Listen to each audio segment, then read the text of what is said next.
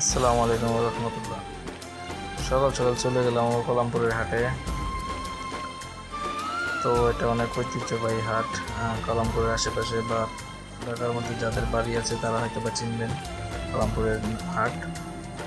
এই হাটে মূলত সব কিছুই পাওয়া যায়। গরুর হাট আছে, তারপরে পাখির হাট আছে, হাঁস মুরগির হাট আছে, যাবতীয় সব।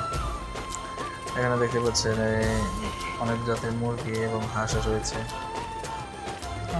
দোকানদার বিক্রি করতেছে এবং কাস্টমার কিনতেছে। প্রচুর পরিমাণ চাহিদা এবং অনেক ভিড় থাকে। সবাই যার যার মতো কেনাকাটায় ব্যস্ত। এদিকে দেখেন, এই যে রাস্তা, মানুষ কেনাকাটা করে বাড়ি যাচ্ছে। আসলে এটা অনেক ঐতিহ্যবাহী হাট। প্রায় আমাদের এই হাটটি যুদ্ধের পরপরই থেকে শুরু হয়। ঐতিহ্যবাহী হাট, অনেক প্রজাতির হাঁস মুরগি ওঠে।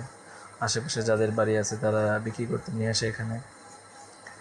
এই যে দেখতে পাচ্ছেন, আগে আশেপাশে যত এলাকা ছিল সবাই এখানেই বাজার করতে আসতো। দূর দূরান্ত থেকে মানুষ আসতো এখানে বাজার করতে।